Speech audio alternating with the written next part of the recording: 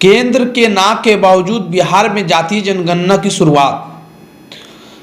आखिरकार बिहार बीजेपी इकाई मजबूर हुई और नीतीश के एजेंडे पर उसे समर्थन करना पड़ा।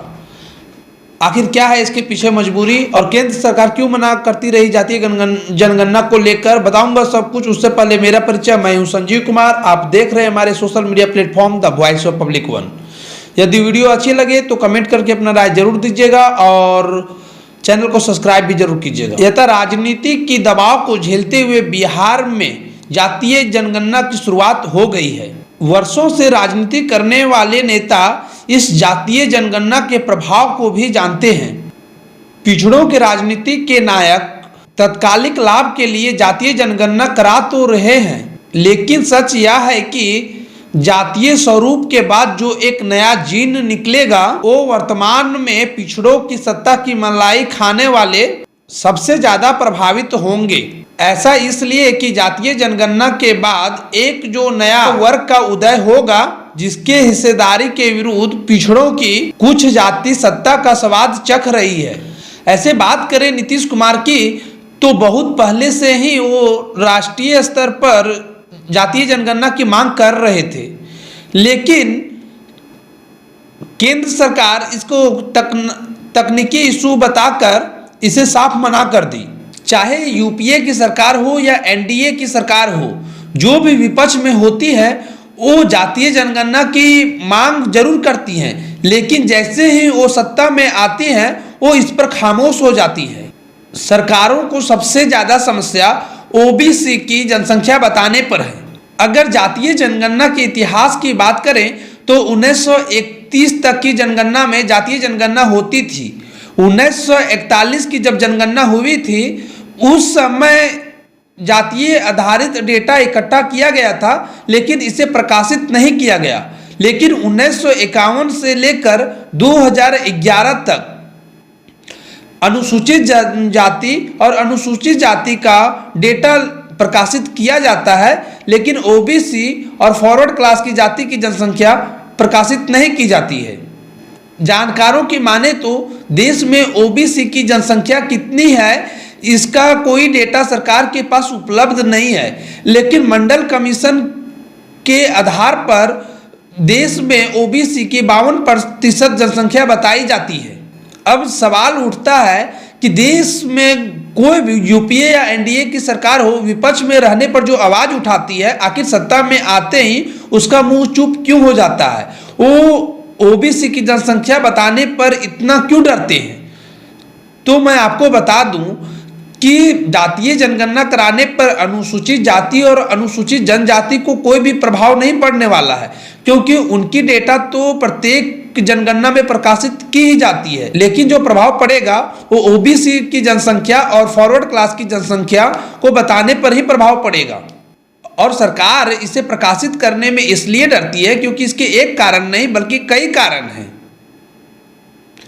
पहला कि राज्य के पास जो ओबीसी जातियों की सूची है और केंद्र के पास जो ओबीसी की जाति की सूची है उसमें समानता नहीं है, उसमें कई प्रकार की विभिन्नता है। और यदि राज्यों और अलग राज्यों की बात करें उसमें भी विभिन्नता पाई जाती है। जैसे कि बिहार में बनिया ओबीसी की कैटेगरी में आती है, लेकिन वहीं उत्तर प्रदेश में बात करें तो बनिया फॉरवर्ड क्लास में आती हैं। इस प्रकार से अनेक राज्यों में ओबीसी की जातियों की सूची भी अलग अलग है।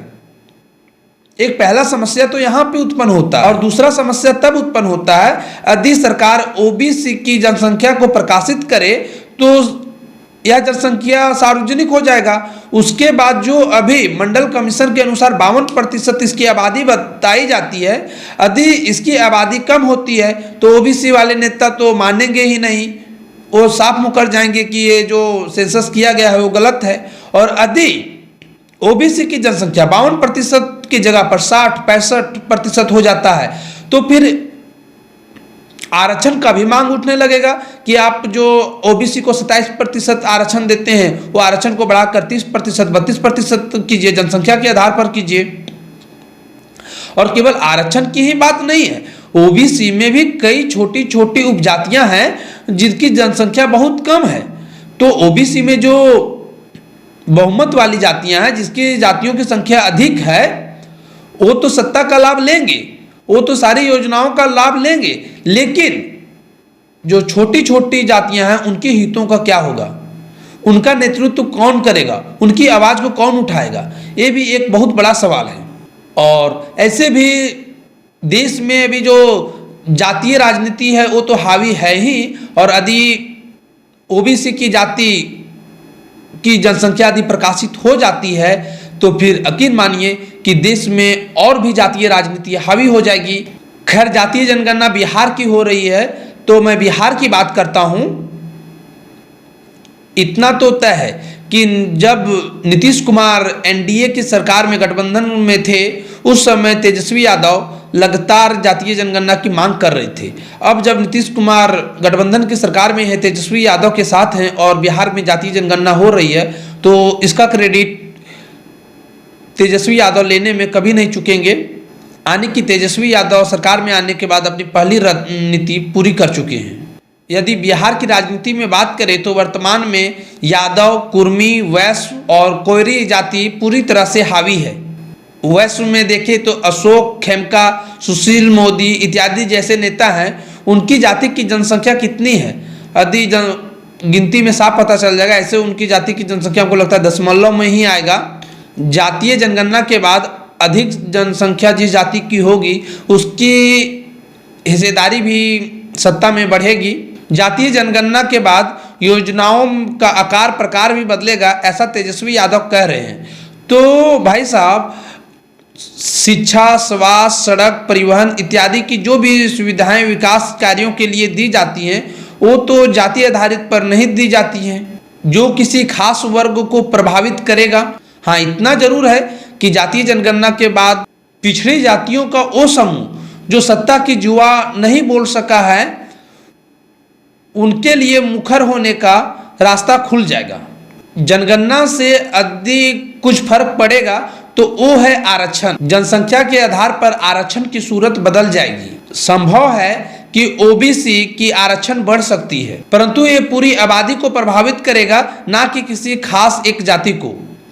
अब सवाल रहा जातीय जनगणना का, तो ये केवल मुझे लगता है ऐसा कि नेताओं का एजेंडा है जो अपना वोट बैंक को बनाने के लिए ही वो करा रहे हैं, और इससे कुछ प्रभाव पड़ेगा या नहीं पड़ेगा। इतना तो जरूर है कि बिहार और बाकी देश में जो जाति के प्रति कट्टरता है और जाति आधारित राजनीति है वो संभवतः बढ़ सकती है। आपका क्या राय है कमेंट करके आप जरूर बताइए। और वीडियो अच्छी लगे तो लाइक जरूर कीजिएगा और चैनल को सब्सक्राइब भी कर लीजिएगा। जय हिंद, जय भारत।